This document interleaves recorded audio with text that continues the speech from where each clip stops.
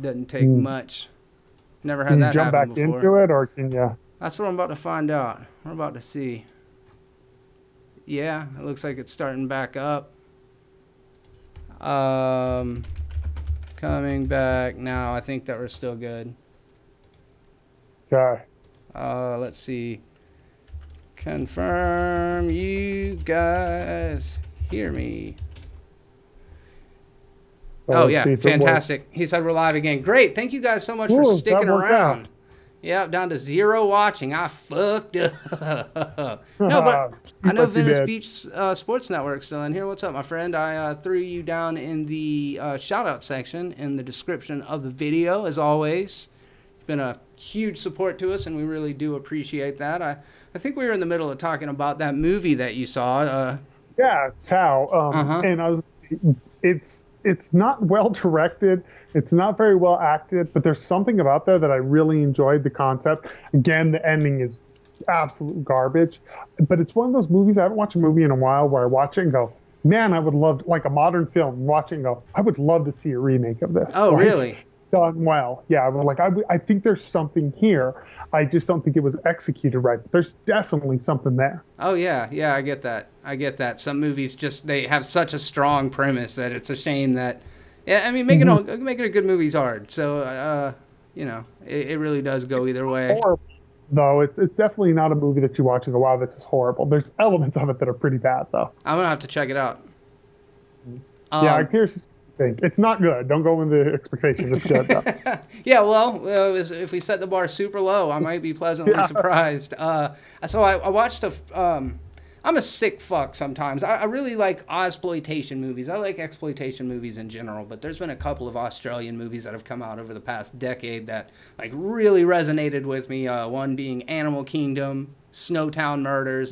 Wolf Creek was pretty good, but most recently a movie called Hounds of Love, and it is based on some 1987 murders. A serial killer couple, a husband and wife, who were going and abducting young girls, taking them back to their rape dungeon and torturing them for a week or so before they just murder them and bury their bodies. And this is a movie about that. It's sort of similar to Henry, Portrait of a Serial Killer, where it's just like this really disturbing character study. But Henry actually, it's a pretty fucking gory movie. Like, it shows a lot of stuff. What I liked about Hounds of Love is it's able to capture that ickiness and that feeling without explicitly showing anything. It's a lot more implied, and it's got a very cathartic kind of ending, as a lot of times these kind of movies do, where if you stick with it and you endure it for long enough, you eventually get a really nice payoff. Where I've kind of been bitching about movies endings, I think this is one that really does rely heavily on the ending. Otherwise it's just it's like torture watching it. But yeah, I don't know. It was really well done. What do you think about movies like that? It depends. For me, they're so, like, what popped in my head was like Last House on the Left, I Spit on Your 100%. Grave. That's the first thing that popped in my head when you said that. Very fair and comparison. those movies, again, those movies are about the ending. The beginning of it's just torture porn, which I Spit on Your Grave, the remake, and what's it called, I had a hard time watching, like, all the rape scene, especially, I think it's the remake that's like 40-minute rape scene. It's ridiculous. Yeah. Which I'm one of those people, I can watch anything rape really bothers me. It really, like, bothers me.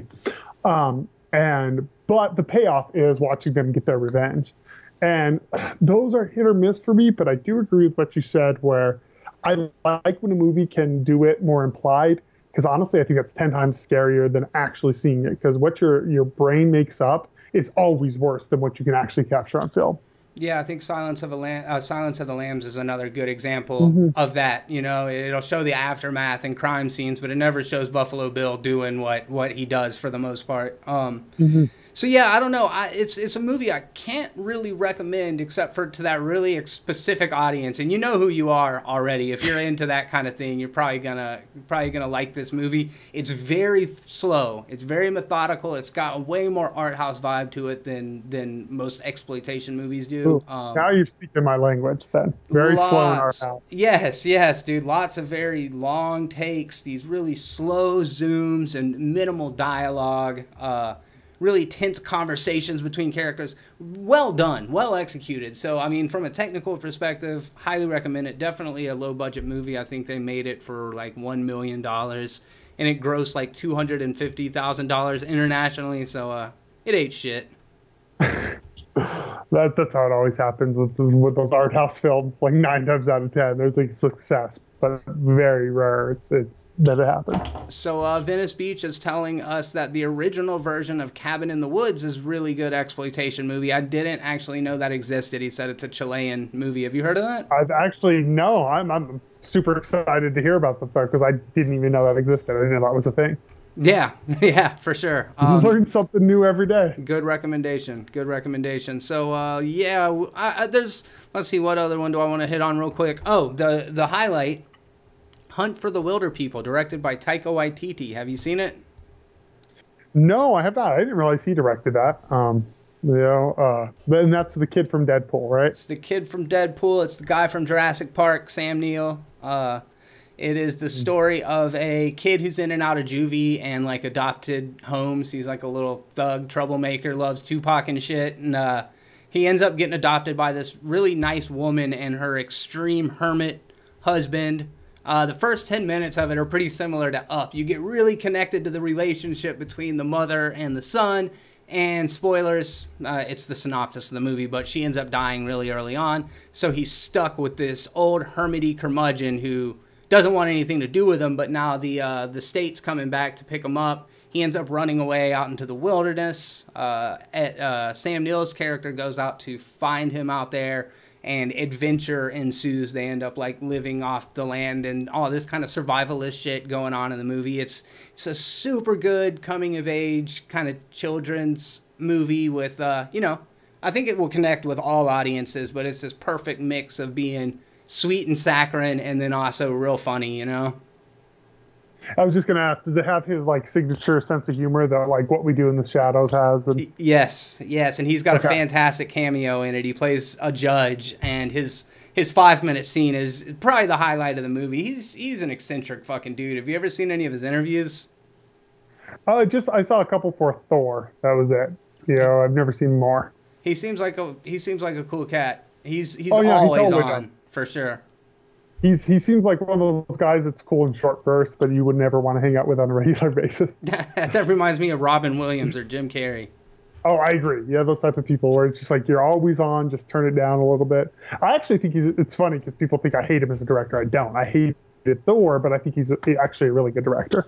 Thank you guys for hanging out here in the chat. I do see a couple of you have come back, and we appreciate it. He actually made an amendment and said it's not Cabin in the Woods, it's Hidden in the Woods. Well, that dramatically changes things. Okay. That doesn't make it a remake of Cabin in the Woods at all. That could be. You never know. It's true. Could have just changed the name. I never know. I'm assuming it's not, but, we'll see. I guess we'll give them the benefit of the doubt, man. This time. All right, so let's talk about some of these news headlines. We're going to fucking set them up and knock them down because we got about a dozen to get to. Right, let's go ahead and start off with Henry Cavill cast as the lead in the Witcher series. It's an 8-episode miniseries that's going to be released on Netflix. Do you know the game? Yeah, I played Witcher 3, not all of it. Apparently I just have hot takes on everything. I understand why it's as good as everyone says it is. It didn't connect with me, though. I did like the world, though. I found the world very fascinating, and I love Henry Cavill, so I'm on board with it. I think this is brilliant casting. He is good, man. I mean, just on superficial basis, because I have no frame of reference for this, but superficially, I think he looks much younger than the character from Witcher, which I don't know that really matters. But I just think that Henry Cavill is one of these guys that is just waiting to be a leading man. I don't know if he's a little too old-fashioned or a little just too good-looking, but it doesn't seem like he's really had the chance outside of the Superman role to get something that it seemed like he could carry, I guess. I agree. I think he has potential to be one of the better actors of our generation. Like, I really think he's a phenomenal actor, but I agree. He hasn't had anything that, even Man of Steel, which I like, and I think he's very good in it. It's still a superhero movie. Like, I think he needs that role where you can just watch him and go, damn, that's an actor. And I know he has it in him. Yeah, I agree. I'm interested in the idea of this. I already have Netflix, so I don't have to like sweat getting some new streaming service to watch it. So I am eager to check it out. I think the fact that it's an 8-part miniseries is also a lot more enticing than thinking that it's going to be something that went on and on forever. Did you see anything about the budget or how much they intend on spending on it? No, but honestly, I think it doesn't even have to be. I mean, there are monsters and witches and stuff, and there's supernatural elements, but if it's done right, it doesn't have to be a lot. In fact, there's a very like dark vibe, at least from what I played of The Witcher 3, a very dark vibe to it. And apparently Henry Cavill's a fan of the games and the books, because he was talking about how he just replayed number 3 again. So yeah, I saw that. I don't think I hate this whole thing of you need to be a fan to be involved. No, I don't think that helps, but I think it's kind of cool. Yeah, I mean, people who play Adolf Hitler, you don't necessarily assume that they're fans. They're fucking actors. Exactly. Oh, shit. So this one I kind of just put in for me. I know we talked a little bit about Suspiria. This is a movie that I'm very much looking forward to, and I'm a big fan of scores, which we're going to get into here in a minute with a trailer that we're going to be discussing. But Thom Yorke, the lead singer of Radiohead, has recently released the theme song for Suspiria called Suspirium. And we'll put a link to it down in the description. I was really thinking about playing it for you guys, but I don't want to have the whole video pulled down. Yeah. I'm having enough problems as it is just streaming. So I listened to the song. Yeah, dude, you ready? 3, 2, 1. I think it's fucking fantastic, dude. What did you think? Did you listen to it? No, I absolutely loved it. I thought, I'm assuming it's probably just like an opening credit and maybe they play the melody at some point in time in it. Or the ending credit, but I think it's phenomenal. It's a song that I would never listen to, which is perfect for movies. I'm a firm believer of usually what I listen to is not something I want in a movie. But there is such thing as movie music, and this is movie music. I have been a fan of Radiohead for forever, since the song Creep, came out when I was a kid. And so I followed their career for a long time. I love Kid A. I love Insomniac. I really like Hell to the Thief. I followed them for a long time. But I do feel like their last 2 albums, I just kind of got burnt out on this same style. Radiohead was dramatically different across their first 3 or 4 albums, and then it all started to sound very similar because, Thom Yorke was doing so much of the writing. This song sounds like one of those songs, and it doesn't sound like a score. It doesn't sound like something, like you said, it's a soundtrack song more than it is a score. But it is very atmospheric. It's got a great mood to it, and as far as it sounding like that version of Radiohead, it's one of my favorite songs that I've heard them do in quite a while. So, I'm just really looking forward to hearing Thom Yorke do something like that, because Johnny Greenwood is the guitar player from Radiohead. I need to look this up to make sure that that's right, but he's been scoring movies for quite a while, in addition to like Atticus Ross and Trent Reznor, also score a bunch of movies, David Fincher movies. And then I was like, you're talking a whole wrong genre of music with me. This is one of my like total blind. You talk hip hop, I know more than most people I've ever met. This, I'm like, yep. Sure. I know if I like it or if I don't. That's how I am. I dip my toes in a lot. So I don't know a lot about any one thing, but I know a little bit about a couple of genres. But yeah, just Radiohead was like 9 Inch Nails or like Tool to me, like just one of those top 5 bands, Mm-hmm. So I'm sure my brother loves them. It's all that stuff he listens to. You guys would have been friends in high school, hanging out, watching The Crow, you know? Cutting. Yeah, cutting. No, maybe not, but yeah. No. I had With a your girl snake on my bite. bus that had Manson on her forearm. Like tattooed or cut in? No, cut in. It was intense. Oh, wow. Yeah. The I wonder if 90s. she's still alive. What'd you say? I wonder if she's still alive. I wonder if she's still a fan. What if she just decided, like, man, I made a bad decision. I'm going to change this fucking M into an H. That's why I was just going to say it's Hanson. Which is better. That's a good one for the kids. I'm sure that's relevant. They're like, those Yeah, I old know. guys, Hanson, those really old dudes. I know, Like, man. we see him as a kid band. Apparently, they started doing, like, blues and stuff, I think. Good. And I heard it's actually really good. Good for I don't know. them. I've never heard. That's what I've heard. Is Chris Hansen related to them? Sure. All right, good deal.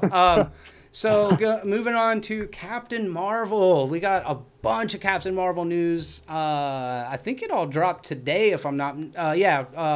Brie Larson came out yesterday on Twitter and said, hey, Marvel, let's break the internet tomorrow. And then they released some Entertainment Weekly photos, and everybody was like, that's a little anticlimactic. Well, I knew that's what it was going to be because she actually tweeted at Entertainment Weekly and was like, you want to break the internet tomorrow? And I was like, well, it's just going to be a cover. And I knew that was what it was. I was like, I think people thought a trailer. I was like, it's not going to be a trailer. What do you think about all these like Entertainment Weekly promo shots? I think it looks like another Marvel movie. I mean, I think that looks okay, but I'm sure, you're going to have a lot of fanboys jerking off in front of their computers for it. And it got, like, people are like, it's amazing. I'm like, there's just a couple set photos of, like, Samuel Jackson with hair. Like, it's, That might be the highlight to me, to be honest. No, yeah. I think Brie Larson's suit looks fantastic. I really do think that the costume designers for Marvel are really good at keeping it cohesive visually and giving everybody a distinct look of their own that all really do fit together. I mean, the fact that they've been able to make it work since 2008 or whatever without having to do too much tweaking, I think it's impressive. And they're really good about translating typically real fucking goofy costumes into something that looks tactical and actually looks, it certainly doesn't look practical, but it looks, functional, almost like body armor or something. It's unless they're Joss Whedon. Then go back and watch his Avengers. Man, that Captain America suit and that Thor costume are bad. They're the fucking worst, dude. The Captain America one in particular is just hard to look at. And his Winter Soldier costume is amazing. Yeah. And that's my gripe with the Captain Marvel. I saw it and I was like, oh, it's the Winter Soldier costume. It's almost identical. Yeah. And it's like the same costume in the female version. Yeah, that's very fair. And I was like, it's almost too cohesive for my taste. I mean, it looks good, but I think this is very much what Disney does. They found something that works. They're not going to change it. They're not going to do anything different. They're going to keep the visually the same. It kind of looks like it is. It could be Daredevil suit, or it could be Captain America Winter Soldier. It's almost startling how much it is Captain America Winter Soldier. Yeah, I can definitely see that. I think that the de-aging technology has gotten ridiculously good, Yeah, it looks way better. I mean, we'll see. But honestly, like, a lot of people have bitched about the de-aging before, and I'm like, I thought it's looked pretty impressive for a while. I mean, always, of course, is going to get better, but technologically, I mean, Disney throws money at stuff, and it looks good. Well, and is there, as much as we can criticize them for kind of having homogenized entertainment, isn't there value to them constantly kind of pushing forward technology in that way? I agree. Unless it's Spider-Man's costume, because man, that is bad. The new one, huh? Oh god, that is some of the worst CGI. That and Black Panther, it bothers me. Like, it bothers me how bad they look. Like, Black Panther there were scenes where I was like, this, like, where they're fighting, I was like, this looks like a bad video game cutscene. He was real rubbery, his movements and stuff. And Spider-Man, I don't know, like, because you see, so I don't know, correct me on my ignorance here. He wears a suit while they're filming, and then they cover it in CG anyway. Is that how this works?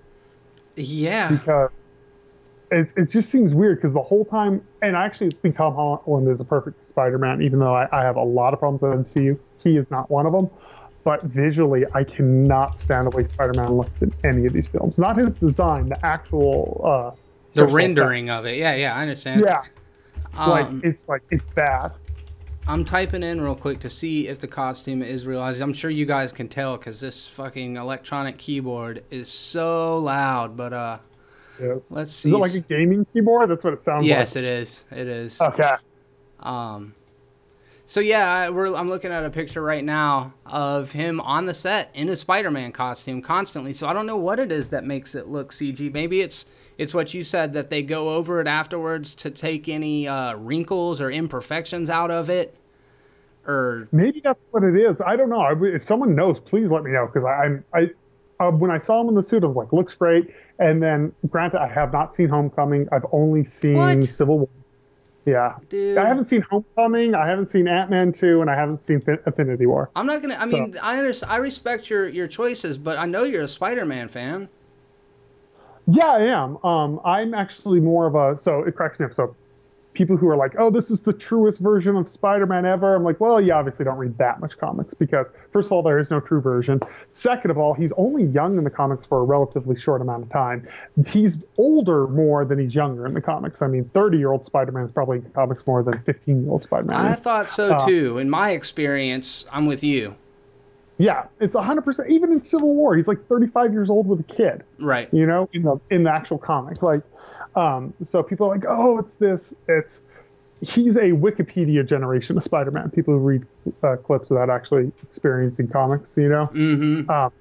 I've kind of fallen off with Marvel, so correct me, I could be wrong. Could be talking completely out of my ass. I do that quite a bit. Sure, sure. So, but I do think Tom Holland's good. I want to see him grow up. I hope they keep him long enough to grow up, because I would like to see where they take that character. And I know what happens to him in Infinity War. Of course, they're not keeping that. I mean, we already have another movie coming out. So. Yeah, yeah.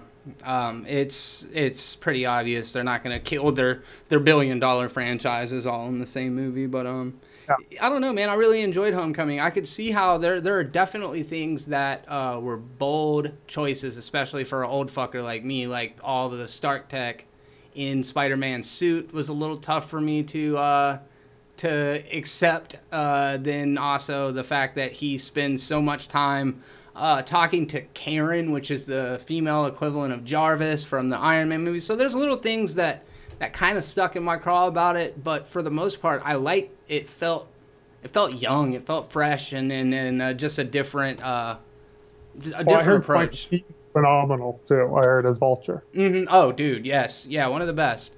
But we still got plenty of comic book stuff to talk ahead of time. I don't even know how we started talking. Oh yeah, I do. Yeah, I do. I derailed the conversation. So I've pulled up that image from Captain Marvel. It was the only one that I felt like blowing up larger because there's some specific stuff in it. We get to see that I think they're called Star Force, or Alpha Flight. No, Alpha Flight's the Canadian. Starjammers are in that. Starjammers.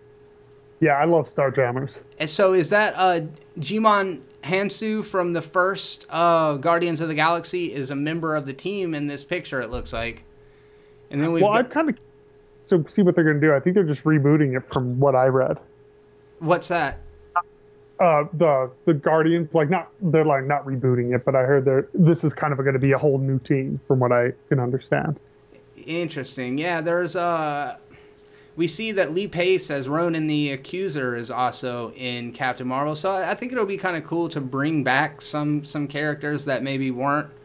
Oh, sorry, I thought you were talking about Guardians comic. I was totally in a different area. I wasn't sure. I wanted to bust your balls about it, but I didn't know for sure. When you said Starjammers, I was thinking you're like, oh, I was like Starjammers? That's because I was thinking about the new reboot of the comic. So totally we'll get there. Yeah, we'll get there. So they're all in their green suits at this point. Carol Danvers is leading about 5 different characters. One of them is the blue-eyed black guy from the very beginning of the original Guardians. And then Ronan is standing opposite. So they're going up to talk to Ronan about some shit. And we know that Coulson's coming back. We know that Samuel L. Jackson as Nick Fury's going to be in it. So, I don't want to say they're doing like retconning, but they're going and like filling in gaps that maybe weren't, like, they're going back and bringing things into the fold similar to the way that they used Red Skull in Infinity War. Mm-hmm. Where they're just kind of like filling in some blanks. Yeah, and maybe even blanks that weren't there the first time, but it's a cool way to keep it all intertwined, you know? Mm-hmm. Do you like Coulson? I did, but then they do what they do in every comic book thing where they retcon his death and takes away all the value behind it. Yeah, I can see that. He just shows up as the lead guy in S.H.I.E.L.D., but he was a fan favorite, dude. I like him, and I watch too much Agents of S.H.I.E.L.D. for it not to kind of the luster kind of wear off, you know. But I think it's cool. He's got the opportunity to go back into it because he's one of the old school narrative threads, you know, that was in a lot of the old movies. Yeah. So that's cool. Yeah, this isn't a movie, if I'm being honest, that I'm super excited about. It's probably in the Ant-Man and the Wasp category, and I think that is one thing that's kind of problematic about the approach that Marvel has taken, is that they build to these gigantic climaxes, and then they've got to kind of reset the clock and go back to something that's much more run-of-the-mill, you know? Mm-hmm. Fuck, I gotta stop saying you know. I kind of see, yeah, I agree with that. Like, they build up, and then this payoff. And you got to view them in seasons. I've always said Marvel movies aren't really movies; they're seasons of a show. Sure. Avengers being season finales, and then it restarts a new season. Yeah, I agree. It's kind of interesting to see where all of this is going, because for so long it was laid out in front of Marvel, and Kevin Feige had this huge overarching plan. We don't know exactly how involved it was, but it seems like the future is a much more hazy, it's unclear, you know, because everything doesn't seem so tightly tied to phases and to bringing the Avengers together and stuff. So I'm curious to see the way that they do go. However, in the meantime, we got tons and tons more superhero movies on the way. Let's see. Too many. Yeah. So I got a list here somewhere. And okay, upcoming superhero movies from the year 2018 to 2022. So this is just over the next, 4 years. And there are a bunch of titles. Let's see here. Bring you in. I know. I read the entire list. Most of them were just like unconfirmed Marvel project. Yeah, that's always a little disappointing, and I've seen that for years now. It's like, if you don't have something to announce, just don't announce it. Untitled Marvel project. Like, say that there's a date. I don't know. It's a little bit.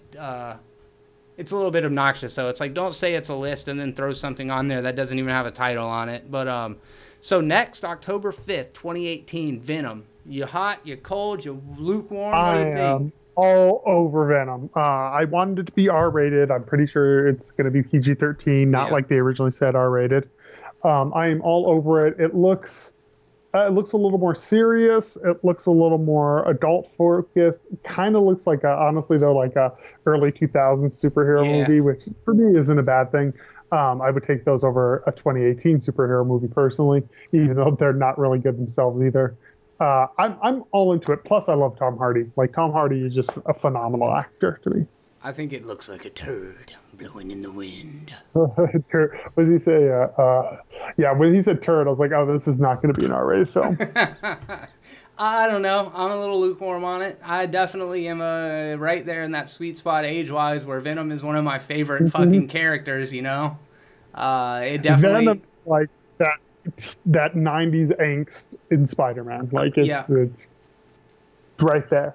And Todd McFarlane is just always like, man, I'm going to make this character and they're going to look so badass. It's going to be like the mean Spider-Man. And I know a lot of like comic book purists aren't big fans of Venom, but I think it's an older generational thing, you know, because a lot of the 90s anti-heroes that came around are actually really popular and really relevant now. But yeah, I don't know. I've got I've got weird feelings about the way that it's kind of floating off in this own Sony universe thing. In the past, I haven't necessarily liked the way that Sony's handled the Spider-Man properties. That said, the original Spider-Man is one of my absolute favorite superhero movies. I know a lot of people think Part 2 was better, but I definitely don't feel that way. Spider-Man 1. I'm the majority on this. Dislike Spider-Man 1, love Spider-Man 2. When you watched them? Yeah. Interesting. Like, so I was one of those people, there was a couple movies that people loved right away. The first X-Men I walked out of and I was like, that's garbage, and I still feel that way. X2 walked out of and I was like, oh, it's phenomenal. First Spider-Man I walked out of, I was like, this is garbage. Second Spider-Man I walked out of, I was like, this is phenomenal. And then now it seems like that opinion has taken hold. Yeah,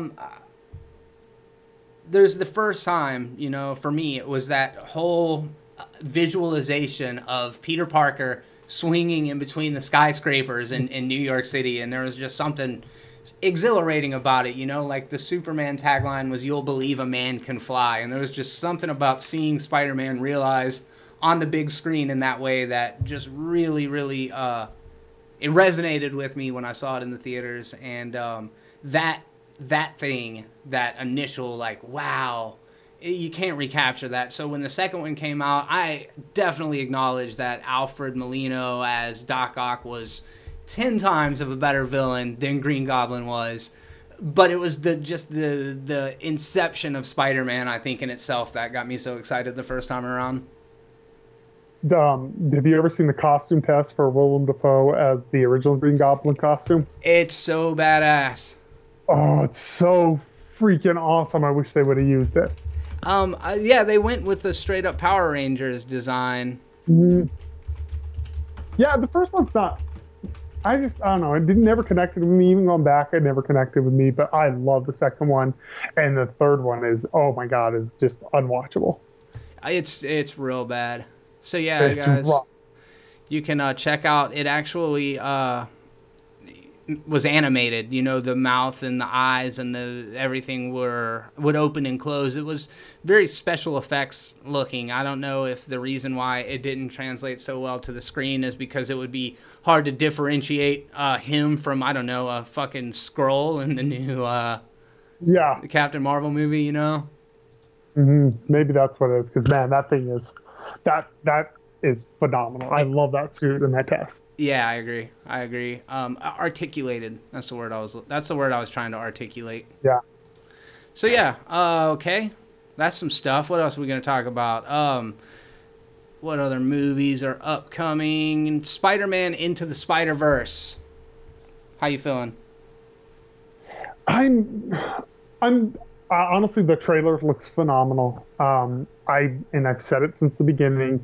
The missing frames to make it stop motion, just a leggy, unoptimized video game to me, and I can't stand it. But I'm not going to stop watching the movie because of that. You did mention that to me, and I can understand 100% where you're coming from. I like the bold stylistic choice to do something completely unique to something that I've seen before. It's this really interesting hybrid of 3D and 2D, and not in the way that the Godzilla of Planet of Monsters is. They're doing something real interesting with this, and we do get our 35-year-old kind of jaded Peter Parker in it. We also get Miles Morales and Spider-Gwen, and I'm not super familiar with either of those characters, so I think this will be a kind of cool introduction to them for me.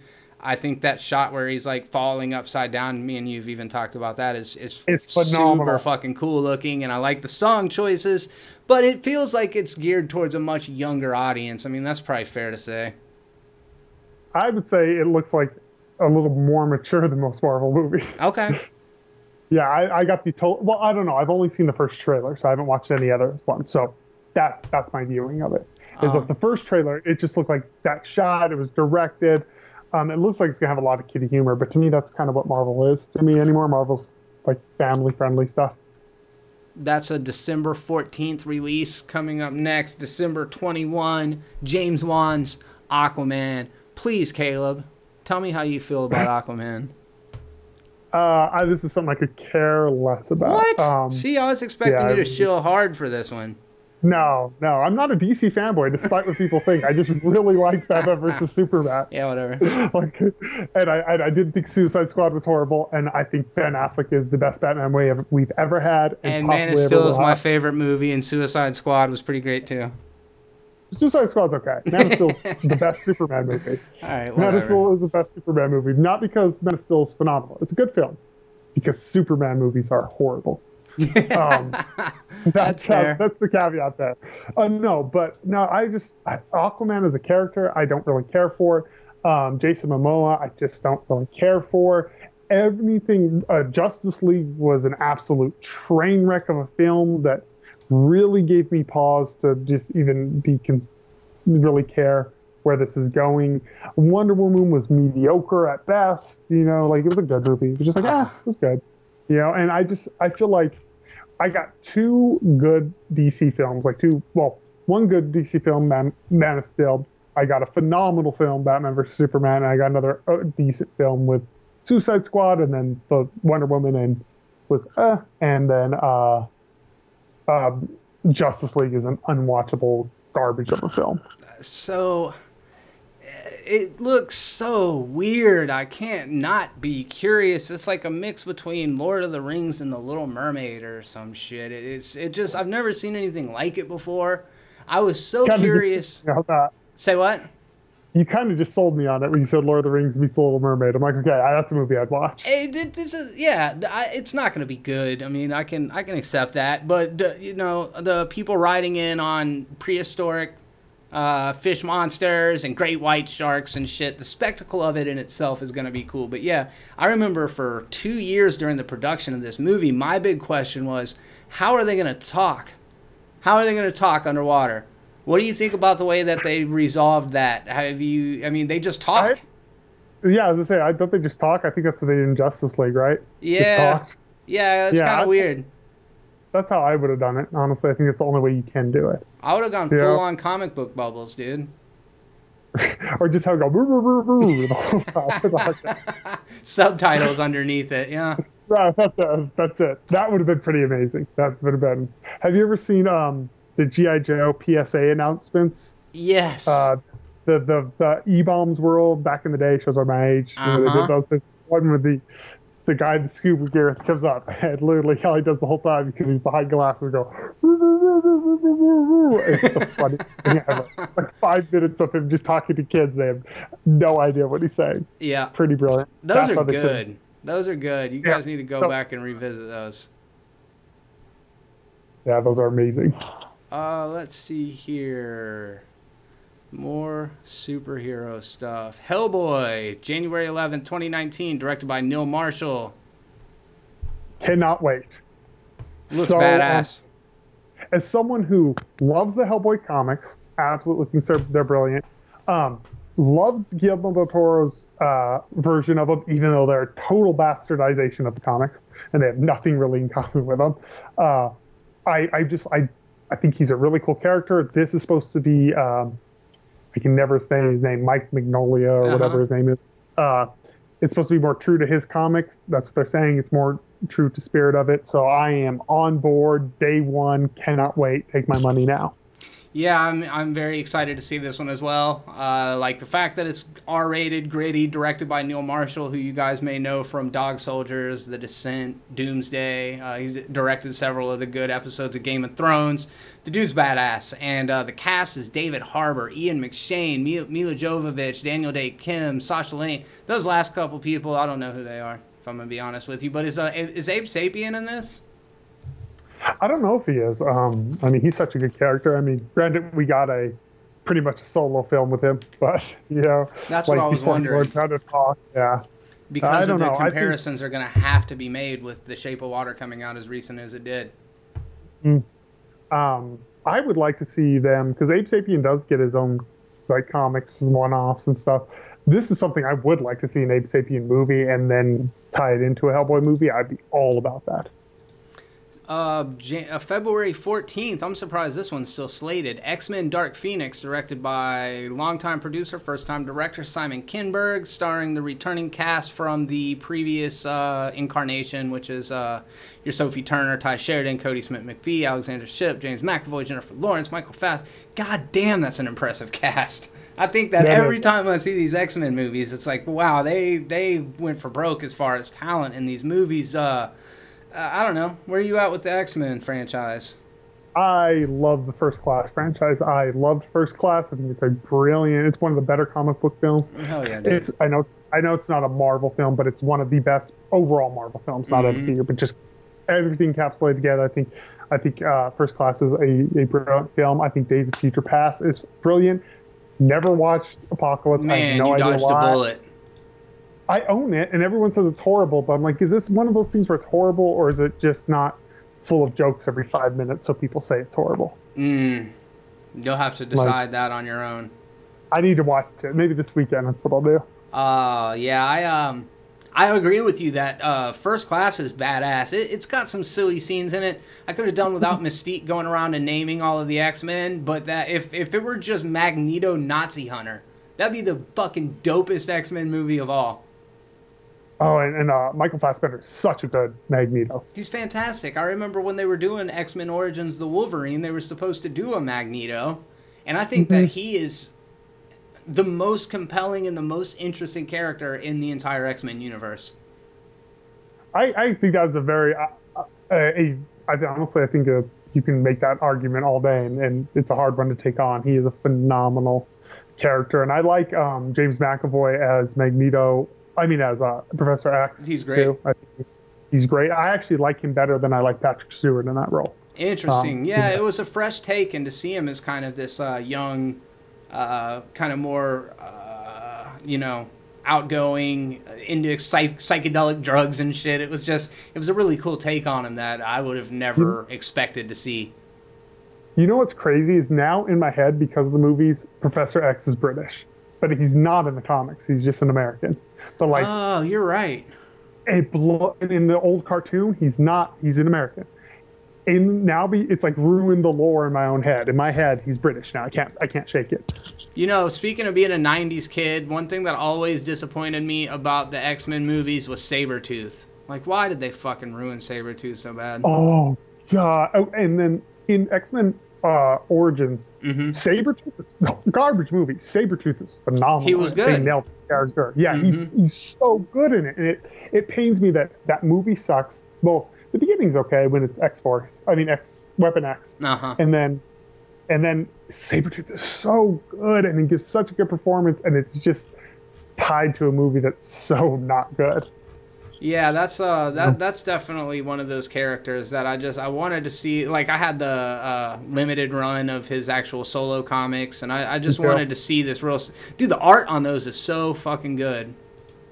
Well, they turned him into this, like, dumb animal creature, and he's like this dark, very intelligent, sadistic. I remember, if you've ever read Exiles, which is phenomenal, I recommend it to anyone. Exiles is where they jump between universes, and so like they have one character from Age of Apocalypse universe, one from this, so they take like different characters from all of the universe, and one of I think it's like Morph's girlfriend or there. Morph.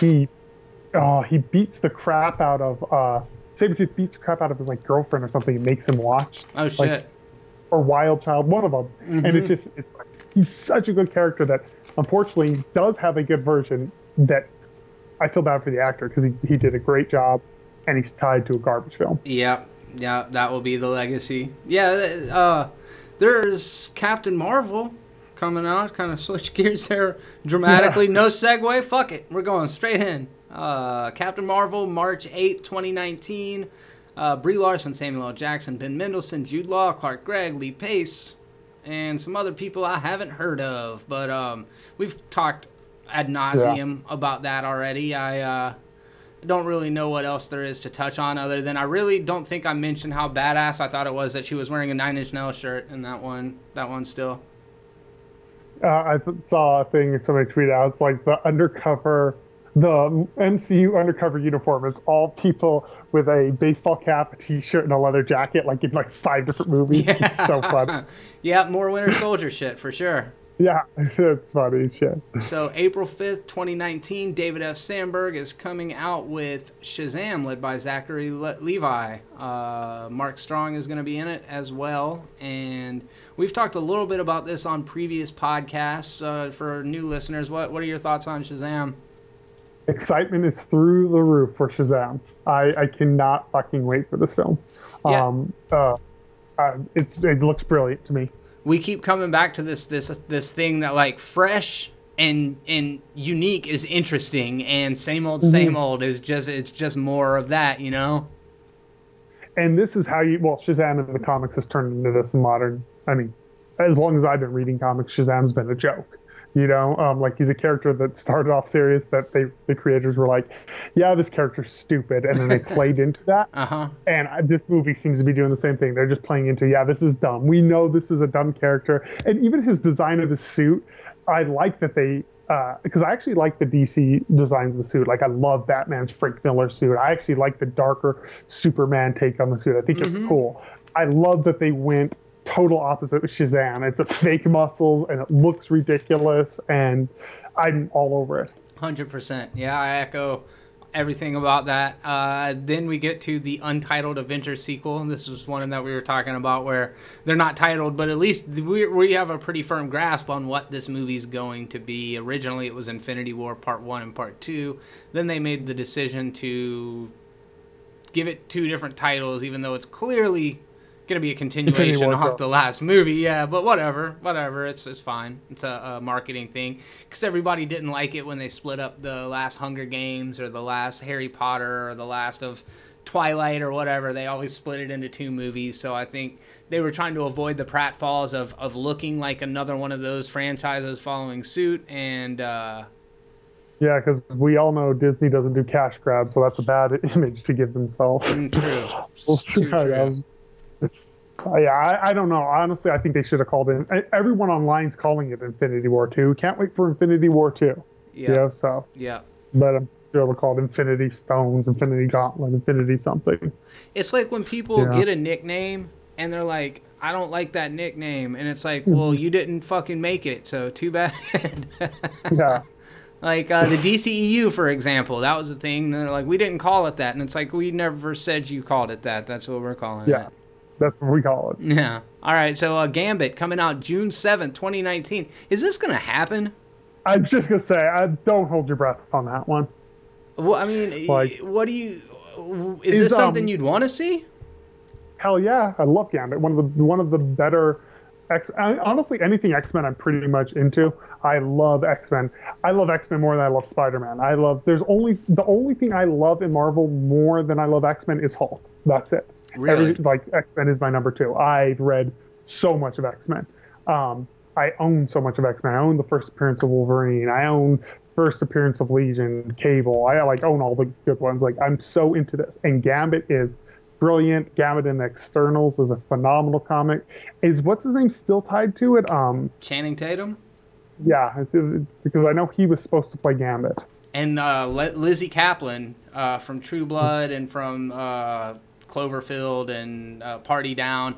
She's really good. Masters of Sex. I've had a crush on Lizzie Kaplan since True Blood, but yeah, I don't know. She in True Blood? She was the hippie girlfriend.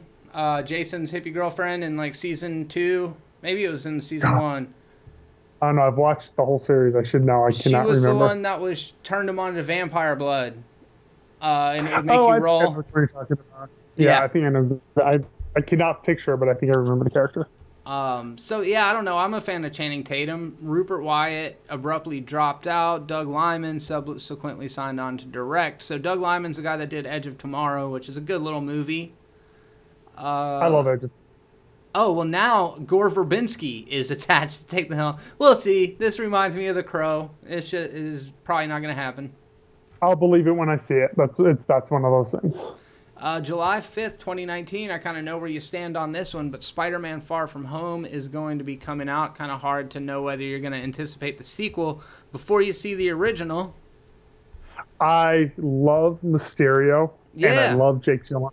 So that's already more exciting than anything I've seen. Will I see it? Probably not, but I love those characters. You're the fucking worst, dude. Samuel L. Jackson and Kobe Smulders. I had no idea that they were going to be in it. Yeah, I don't know. To me, then I don't know. I just kind of want a Spider-Man movie that isn't an Avengers movie. I just want a Spider-Man movie.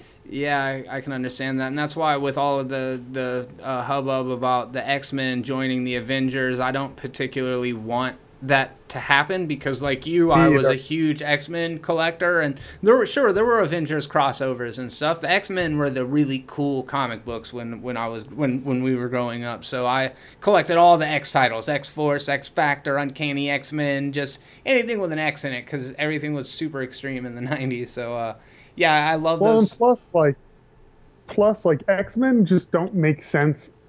Honestly, they don't make sense in the Marvel Universe. Why we praise superheroes as long as they were bit by a radioactive spider, but if they were born that way, we hate them. Like, they don't really make sense in the entire Marvel Universe anyway. I actually like them completely separated because it does make more sense. Mm-hmm. But they really don't make sense in the MCU. And X-Men has always been not always, but pretty much, at least in my lifetime, always been the more mature, adult, darker Marvel side. Yeah. And it just doesn't make sense in MCU to me. I mean, until we got into like the Ultimates and Marvel Max and all that shit much later on. Ooh, Ultimate X-Men's phenomenal. So this is one that I am kind of curious about. I was way more excited about it until they took it back to reshoot about 70% of it. But that is Josh Boone's New Mutants, another X-Men title over at Fox, starring Anya Taylor-Joy, who is an actress that I been keeping an eye on. She's real fucking good in everything she's in. That's the girl from The Witch and from Split and all that stuff. Maisie Williams, a.k.a. Arya Stark. Alice Braga, don't know who that is. And some other people who I don't know who they are. I guess Josh Boone. Jennifer Connelly's in it, isn't she? Oh, or am I pulling that? I didn't know. Let's see.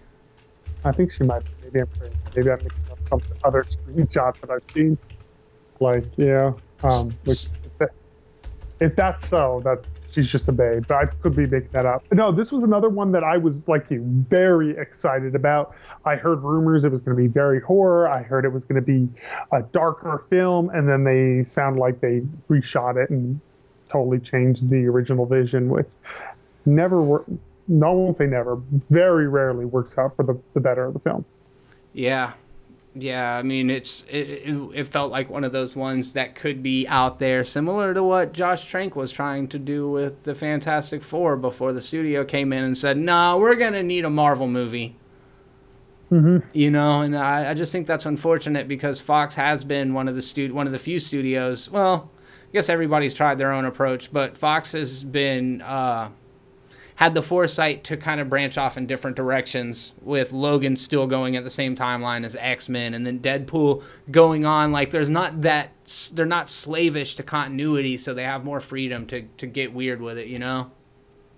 Well, I'm one of those people, and we've talked about this, and we'll sure we'll talk about more with Joker upcoming, but I think blow up continuity, give me a good movie with these characters in it. I don't care if it's Batman plays by Ben Affleck in one film, and the next film he's someone else. I don't care. Just give me a good, solid movie with these characters that I love. I don't care about continuity, personally. Yeah, I can respect both models. I think there's a way to do, you know, any different thing right. So I do like the fact that everybody's not trying to do the extended universe, and it's interesting because the next movie on the list is about a year from today, about a year and a month. October 4th, 2019, Todd Phillips directed Joker movie, simply titled Joker, starring Joaquin Phoenix, is going to be released in the theaters. Cannot wait. Yeah, so excited for this movie. Like, I am out of my mind excited for this. So is this the kind of wild speculation here? Is this, in your mind, a way to bump Leto off of the docket? Or is this a way to, like you just said about having the different actors in the same roles, would you be cool with seeing both of them as the Joker? I hope that's what they do. And according to them, that's what they're doing. They're saying that this is not part of the DCEU. They've reiterated that 1,000 times. This is a spin-off. This is a self-contained story. Rumors are if Batman is going to be in it, it's probably not going to be Ben Affleck, because that's for the DCEU franchise. I think this is phenomenal. Anyone who reads comics is very familiar with this. You pick up a graphic novel and you read it.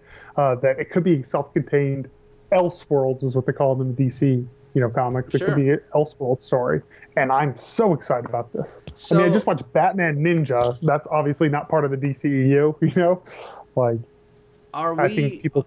we underestimating audiences to assume that this would be too, like, okay, you're exposed to comic books, you understand the way that the different mediums treat it. Your basic Joe off the street, I would assume, probably does too, right? Oh no, they're going to be so confused by You this. think? This is going to cause so much confusion. Oh, I've already seen it on Twitter. People are like, "Yeah, Leto's out." And I'm like, "No, see, we told you." And I'm like, "No, that's not how this is working. This isn't part of."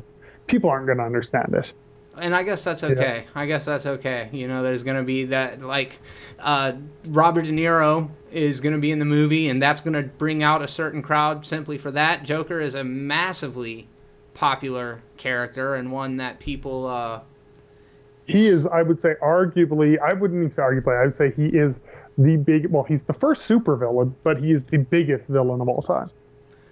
What do you mean he's the first supervillain? Apparently, I was watching a documentary. He's the first true original supervillain. I'm not talking, because up until then, superheroes fought gangsters and Nazis and all of these other characters. Apparently, this is the first, like, actual supervillain. That's cool. Yeah, which is pretty interesting. Yeah, because there's a great documentary, Batman and Bill, on Hulu about this, and also about how horrible Bob Kane was as a human being. I need to watch that.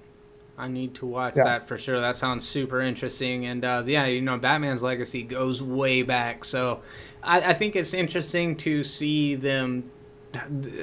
Joker is an anti-hero. I mean, excuse me. I'm sorry. That's not what I meant to say. Venom is an anti-hero. Deadpool is an anti-hero. Are we going to see a movie where the protagonist is actually a villain? That's what I'm hoping. I'm really hoping that's the route they go.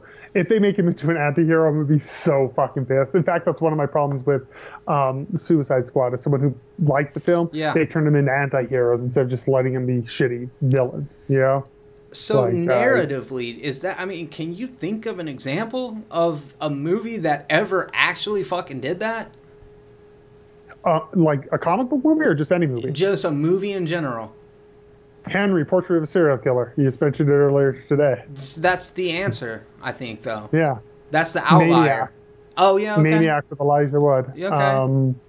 I'm sure there's way more if I were to get into it, where there's just I mean, you even look at something like Scarface, and in one hand it could be interpreted that way, but he is very clearly an anti-hero. He's made a sympathetic character, You're definitely supposed to root for him. And same thing with all those mafia films. You're supposed to root for him. And I'm hoping that's not what they do. I hope they still, because Joker has this weird charm about him where you can root for him when he's doing something completely horrible. Yeah. And I don't think you need, I just want to see him be a bad guy. And if the rumor is true, like we said in the last show, I think, or the show before, where we were talking about how it's supposed to be from the perspective of the Joker. So, like, Thomas Wayne is supposed to be a Trumpish businessman-like character because that's how he sees him. Commissioner Gordon or whatever is a joke because that's how the Joker sees him. If they truly stick to that, that's just brilliant. I think that's a really interesting way to play it. Like, maybe the narrative could be deceptive, and maybe through Joker's eyes throughout the film, he is the anti-hero, but... Oh, Joker thinks he's the hero. He doesn't think he's the bad guy. Right. Yeah, like, he thinks he has a mission. Yeah, and I think he's one of the greatest comic book villains. I put him up there with Magneto. He's just a phenomenal villain. Man, I'm very curious about this one. Coming up November 1st of 2019 is Wonder Woman 84, directed by Patty Jenkins. Obviously, Gal Gadot is coming back. Kristen Wiig is going to be playing Cheetah. Yeah, that's a weird casting. And Pedro Pascal is going to be playing Laia. No, that's a joke. I was like, now, what do you think about this? How did you feel about the last Wonder Woman, the first one? I think I like it. I don't know if I like it more than you do. It's hard to say, but just through the conversations that we've had, I was way more impressed with it than I was frustrated with it, which Batman versus Superman I was real frustrated with, and I think it is my own expectations and my lack of familiarity with Wonder Woman as a character that I didn't really have an idea about what I wanted to see out of it. I wasn't imposing my idea of Wonder Woman onto the movie. That said, the third act is fucking ludicrous. It's so stupid when we find out who the actual Ares is, and that whole battle at the end, it looked exactly like the Doomsday fight at the end of Batman v Superman. Nighttime and fire and big battle and shit. But that said, I really like the kind of fish out of water rom-com elements of it, and I thought her and Pine had fantastic chemistry. So all in all, I think the performances were good. I thought some of the set pieces were good. I was just let down by the very conventional comic book ending, you know? I would agree 100% with that. I always say it's like a 7 out of 10, 6.5, 7 out of 10. It's fine film. I actually hated the rom-com parts of it. It got a little too much for me. Interesting. But like when she dons the suit and she does the no man's land part, which is straight up Zack Snyder. That is a Zack Snyder scene, like 100%. And it's funny because she gets all this credit for it. And I believe Jenkins has been like, no, Zack Snyder even helped me with the scene.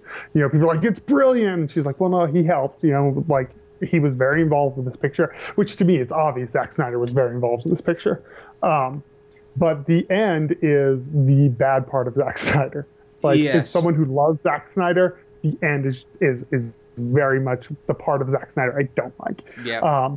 And I don't know. I'm kind of curious. I think it got a lot of unnecessary hype, to be honest. Though it's a fine film.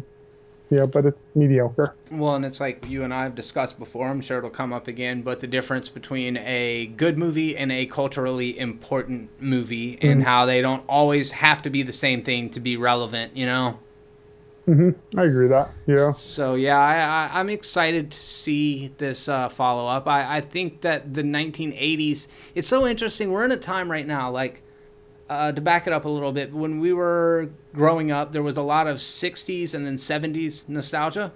Things pretty much ran in like 3-decade cycles. Like every 3 decades, that previous decade would come back into fashion. Well, now with so much information being accessible all the time, it's like there's 70s and 80s and 90s nostalgia all going on simultaneously, but Hollywood just keeps on going back to this 1980s well. Are you all right with that? I know kind of how you feel about nostalgia. Fucking hate the 80s well. I love the 80s. I love New Wave. I love 80s cinema. If you want the 80s, go watch an 80s movie. Like, that's kind of my answer to that. Now, don't get me wrong. I'm fine with, like, a movie, like, even Stranger Things, which I liked. I didn't finish it because I wasn't that captivated by it enough. But, like, I got what they were going for. You're like, oh, you're kind of like a Goonies thing. The movie Air, which I absolutely love, is, like, late 70s, early 80s, like, thriller music. And I think it's kind of cool, but it's been done so much in Hollywood lately that I'm over it. Yeah, I 100% understand. Stranger Things really worked for me, but I don't want to say that was the height of that kind of wave of 80s nostalgia. That was when it really broke through from like more niche small budget horror films that were doing it a lot to now all of a sudden everybody is in that mode. And the first season is so strong, and then the second season I really liked as well, but it's kind of that new shine of something that is very unique. And then seeing it again the second time, it just gets a little less interesting. It can't rely so much on the novelty, but I think that was neat for Stranger Things, is like everyone was like, you need to see it. And I had just watched a couple of films, like horror films that really did the 80s thing. And so when I saw it, I was like, oh yeah, like it didn't have that like, oh, look at this. And for a lot of people, I'm not even knocking them, but a lot of people who aren't into cinema the way we are, it was like brand new. It was like, who's doing this? This is such a fresh take. And I'm like, not really. I mean, it's been going on for the past like 6 years. You know, it's not in the movies you watch. So I understand. And I think it's a perfectly competent show. It's not a thing I dislike by any stretch. It didn't grab me. It's so interesting. From that point on the list, everything underneath it is all untitled. So it says that it's the movies all the way through 2022, but it's actually just the movies through 2019. So everything else is not even got a title. I thought that was so funny when I was looking at it today. I'm like, why is this even a thing? Why are they listing 1,000 movies that just say untitled? Yeah, it's stupid. It's not as bad as my summer winners and losers topic, though. Just rest assured of that. Yeah, what was that topic? What was that going to be? Yeah, I mean, that's it. We were going to be like, so the Meg did some money, and Crazy Rich Asians made a crazy lot of money. We actually, shout out to LC Screen Talk. If anyone's listening, go follow my friend Larry. We did a show which he's super into box office figures, and I don't give a shit about awards or box office figures. I just say what I like. I don't know. I don't pay attention. I don't care if a movie's successful. If I enjoyed it, that's all that matters. So we played a game. Actually, is on his channel at LC Screen Talk, where he was doing like which movie did better, and he's like at the box office, and he would pick two movies. My strategy, which played off pretty well, was to go, well, which movie was kind of just dumb, and that usually was the one that did better. Yeah, so, that's a safe rule to go by. Yeah, but I had no idea. I was off on quite a few of them. How many questions roughly did you do? Oh God, we did like 30 of these things. Like, it was unreal. Yeah, we're gonna have to check that out. I'm gonna post the link down in the description to that. I'm gonna have to go check it out after we get done recording. Yeah, it was a lot of fun. Larry's a cool dude, so everybody should follow him on Twitter and Instagram and YouTube especially. He does great stuff. So before we head out of here, I want to discuss this new Halloween trailer and what your thoughts are on the premise of it, the fact that they're kind of rebooting it and retconning it, and I don't know, man, just your general thoughts on the franchise as a whole. So Halloween is one of my favorite slasher franchises. Not even one of, I would say, slasher is concerned, probably my favorite slasher franchise. I am a weirdo, so this is the second retconning of it, because they had, Halloween 1 through 5 or whatever it was, where like she had a daughter or, and all that stuff. Yeah. And I loved all of that, like super into all of it. Then they retconned it with H2O, where they're like, no, this is the third one. So we got rid of the Cult of Thorn at that retcon and went back to the original Michael and Laurie, or brother and sister. Mm-hmm. And then, I railroaded you. And then now this is retconning H2O, isn't it? Well, yeah, but we skipped the Rob Zombie step in the middle, where Rob Zombie relaunched it at number 1, and here we are, 10 years later, and we're going back to number 1. It's called Halloween, but it's actually a follow-up to Halloween, and it retcons everything in the franchise following the events of the first movie. So it's a true sequel with the same title coming out 30 years later with the same cast, only they've changed the lore surrounding it. It's got Danny McBride and what's the guy's name? Danny McBride. Are they retconning? They're not retconning number 2, right? Halloween 2? They are, yes. This actually is David Gordon Green is the director of it, but yeah. Even retconning the second one that has Jamie Lee Curtis in it. It's just like the second half of the film. Yes. So that one, I believe, establishes that Michael and Laurie are brother and sister. However, in the new movie, they are not. They have no connection to each other, other than the events that happened that night. I will still like it, but to me, Halloween 1 in my head is Halloween 1 and 2. Yeah. No, I'm with you, man. And that's the only true sequel to Halloween, if you ask me, because Carpenter was still heavily involved, and it was a direct continuation. And this feels a lot like it's trying to do that same thing, only instead of it happening the next day or later that night, it's happening, is it 40 years later or 30 years later? 88, 98, 08. It's 40 years later, man. That's crazy. Yeah, that's insane to me. The trailer looks phenomenal though. The remix of the Halloween theme song is phenomenal in it too. I was all into that. Yeah, that's one thing that I'm real happy about, is that John Carpenter is still out making music and scoring. I think that he was a very, very he was like an ingenue. Like, he could figure out how to do really cool movies on a low budget. He's one of those guys that was a real strong out the gate, and over the years his quality kind of weaned, unfortunately. He'll always be one of my favorite directors from when he was in his prime, with movies like Big Trouble in Little China and Escape from LA and Escape from New York and Assault on Precinct 13 and of course The Thing. So this is a guy that I'm a huge fan of. He's a filmmaker that is extremely influential in a lot of the Adam Wingards and the Ty Wests, and a lot of these new kind of horror icons owe a lot to what Carpenter did. So I like the fact that he's still attached to the project. That gives me a little bit more, I don't want to say confidence or faith, but it makes me a little more eager to see what they came up with, because it does have his blessing. But all of that said, and the trailer is fucking fantastic. I have a hard time thinking that this is gonna transcend the slasher genre, because a lot of people are like, oh great, Laurie's like a badass this time, so when Michael comes for her, she's gonna like fight back. And I'm like, that's every slasher movie ever, you know? That's the thing, is like, people will say that and they'll be like, well, we've never had, and I'm like, literally, I think it was Paris Hilton in like House of Wax, or whoever that girl is in it, like, fought back. You know what I mean? Like, one of the, like that happens. That's every thing. I don't think it's going to transcend. I think it's going to be another slasher film. That's not a knock against it. No. I think people sometimes shit on slasher films. I think a good slasher film is awesome. You know, I'm with you 100% on John Carpenter. Huge, mega fan of a certain era. Mm-hmm. You know, like, not Ghost of Mars. You know? That's what I was about to say. That's when it all came apart.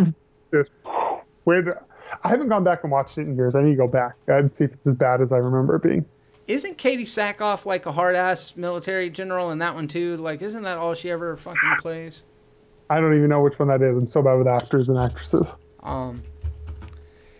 Ghost of Mars. I was just really impressed that they got Marilyn Manson to actually play the bad guy in it. Mm-hmm. it's not really. Is that who played it? No, it just fucking looks just like him. He's like, because he's that, like, I barely remember the movie. He's like super pale, long black hair, Marilyn Manson wannabe. Yeah. Took out a rib, like, sucked his own dick. Yeah, no, that guy. Sounds like you and me watch very different movies. Yeah, it is Katie Sackhoff. I thought it was. Okay. Anyways, she was in Battlestar Galactica. She was the... Oh, okay. I know exactly who you're talking about now. The hot one, I guess. Wait, maybe that's Natasha. No, that's Natasha Henstridge from Species. Anyways, yeah, bad stuff. I don't know, man. What do you think? Like, at the end of the day, what's your verdict? Is Halloween going to disappoint fans of the franchise, or are fans of the franchise going to love it and general critics going to dismiss it because of the fact that it's super formulaic?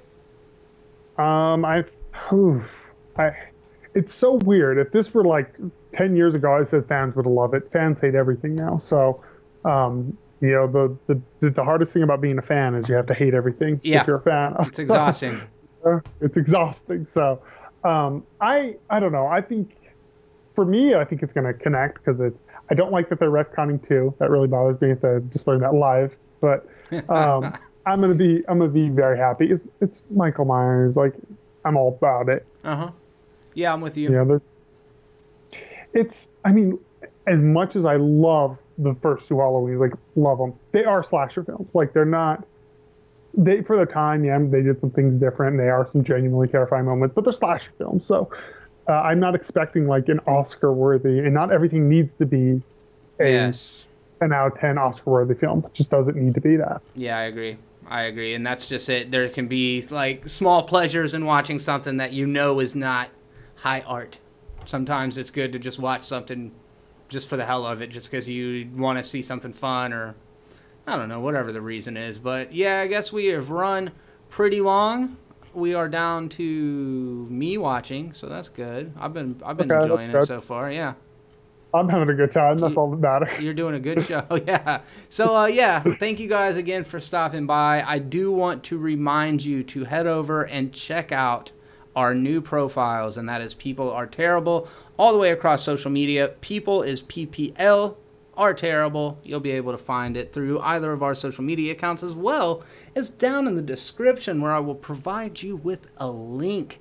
We're really stoked about this, and we hope that you guys will come along on the journey. We haven't decided on a time yet. I know that that's something that we kind of need to work out. I would actually like to get some input from you guys that are checking out the show. However, at the end of the day, it's kind of got to come down to when Caleb and I can set aside the time to do it. So, yeah, anything before we go? I think that's it. Yeah, definitely, like I said, check out People Are Terrible. I'm very excited about this. Honestly, I'm more excited than I am about talking about movies, to be honest with you. And on that note, thank you guys for coming by. I'm Jeremy, and on behalf of me and Caleb, be terrible.